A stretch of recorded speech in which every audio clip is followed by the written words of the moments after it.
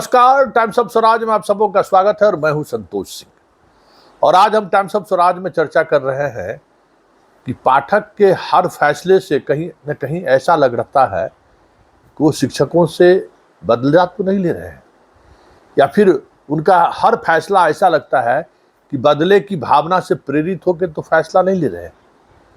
क्योंकि शिक्षक जिस तरीके से परेशान है, बेचैन है, नौकरी छोड़ने तक की बात सोचने लगे हैं, उससे ये सवाल उठना लाजमी है कि आखिर पाठक क्यों इतने अव्यवहारिक फैसले ले रहे हैं। आज इसको लेकर हमें शिक्षा विभाग के कई अधिकारियों से बात हुई कि भाई इस तरीके से क्यों कर रहे हैं।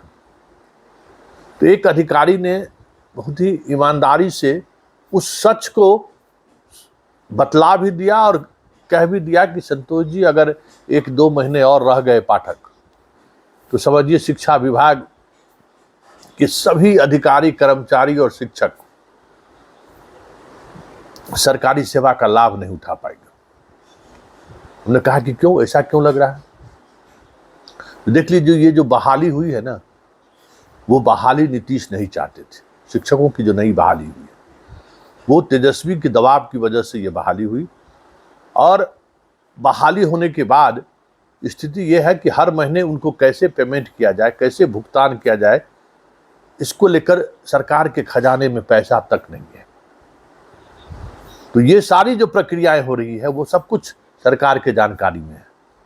जो नए शिक्षक बहाल हुए हैं, उनके ट्रांसफर पोस्टिंग को लेकर, उनके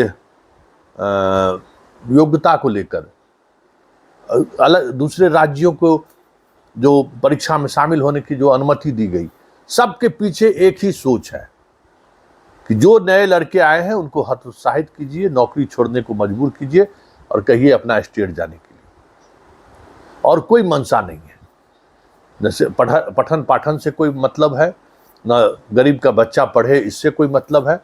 अब बहाली उस दौर में सरकार में जो साथ में थे, उसकी वजह से सरकार दबाव में आई और बहाली कर दी।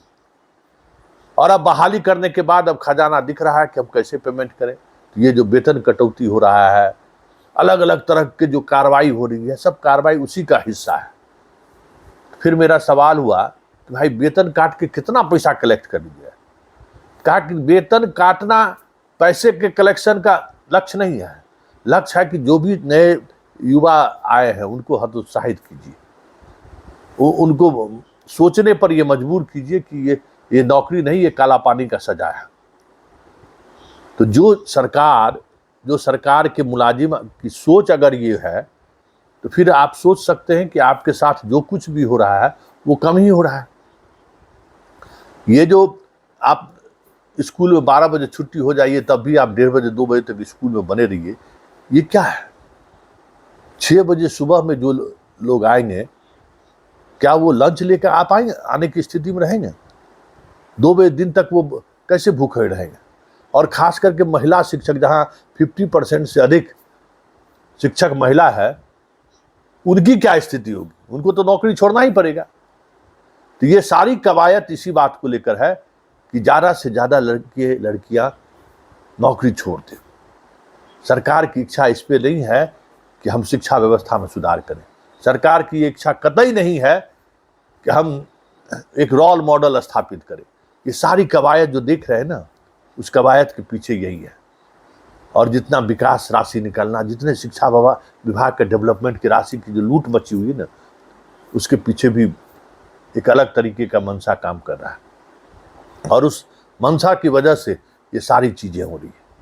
इसलिए ये तय मानिए कि जो कुछ भी हो रहा है, ये सरकार की जानकारी में हो रही है। और जिस स्तर पर आपके साथ कार्रवाई हो रही है या फिर प्रताड़ना की दी जा रही है, वो सारी चीजें सरकार की जानकारी में है। बस एक ही लक्ष्य है सरकार का कि आपको हतोत्साहित करे, आपको निराश करे, आप डिप्रेशन में जाएं, आप हार के नौकरी छोड़ दें। बीपीएससी वाले बहुत लोग नौकरी छोड़े, बहुत सारे लोग नौकरी छोड़े। और उस अधिकारी की माने तो अब टीआरई 3 उरी होने वाला नहीं है। रिजल्ट आने दीजिए, 4 जून के बाद अगर रिजल्ट अनुकूल रहा तो फिर तो कोई बात ही नहीं है। प्रतिकूल भी रहा तो क्या होगा नहीं होगा कहना मुश्किल है, लेकिन अब परीक्षा उरीक्षा होने वाली नहीं है, उनका इस हद तक दावा था। और रोज यही मॉनिटरिंग हो रहा है कि कितने शिक्षक छोड़ रहे हैं, कितने शिक्षक लंबी छुट्टी पर हैं, कितने लोग लगातार अनुपस्थित हो रहे हैं। सबसे पहले वीडियो कॉन्फ्रेंसिंग में इसी बात की चर्चा होती है। मतलब साफ है कि हम शिक्षकों को, जो युवा जनरेशन के जो शिक्षक हैं, उनको ज़्यादा से ज़्यादा हम कैसे हतोत्साहित कर सकते हैं।